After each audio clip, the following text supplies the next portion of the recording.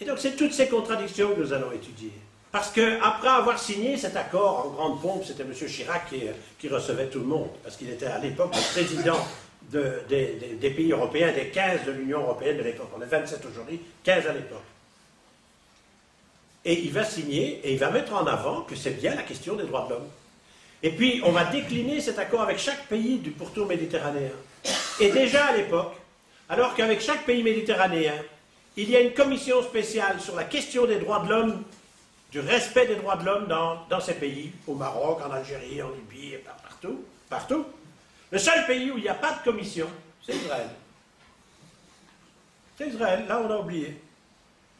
Parce qu'Israël, bien sûr, c'est une démocratie, et Israël, bien sûr, respecte les droits de l'homme. Vous le savez comme moi.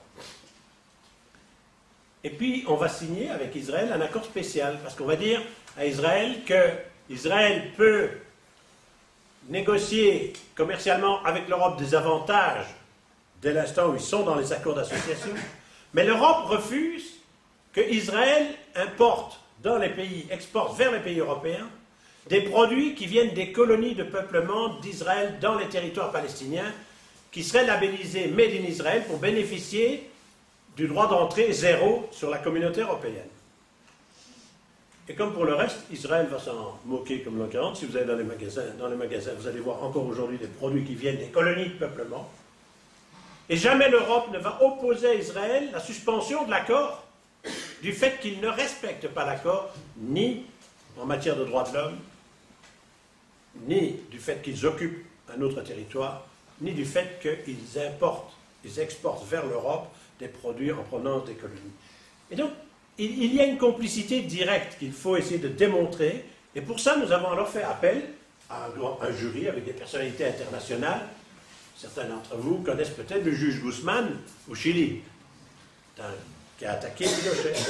Il est membre du tribunal, un des grands membres de l'ANC d'Afrique du Sud, membre du tribunal.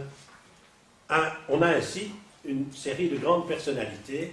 Et pour la France, nous avons notamment, quelqu'un que vous connaissez peut-être aussi de nom, c'est Gisèle Halimi, qui font partie donc de ce tribunal. Il y a 9 juges.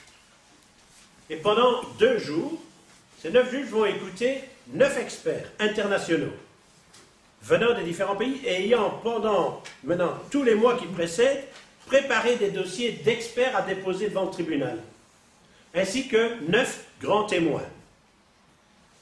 9 et 9, ça fait 18 personnes en 6 séances qui vont être auditionnées pendant ces 2 jours-là.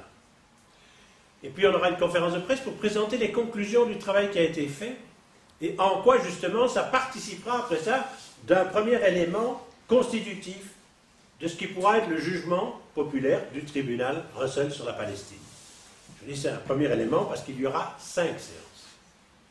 Première séance à Barcelone. Une deuxième séance aura lieu à Londres au mois d'octobre. Une troisième séance, on est en négociation en Afrique du Sud pour voir comment le crime d'apartheid s'applique à Israël aujourd'hui.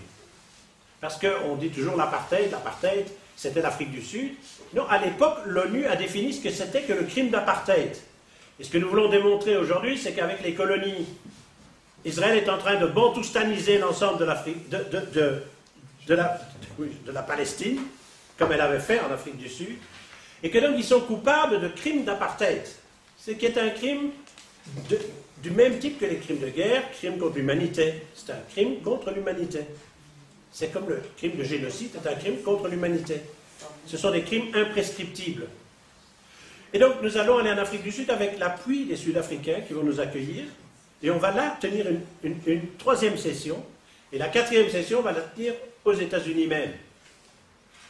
Mais je vous assure que c'est très difficile aux États-Unis, vu les résistances opposées par la communauté juive américaine. Même ceux qui sont mes amis là-bas, qui travaillent avec moi dans le mouvement de la paix, dans la lutte antimissile, etc., quand vous leur dites, on s'associe sur la question du tribunal Russell sur la Palestine, ah là, tout d'un coup, ils ne sont plus là.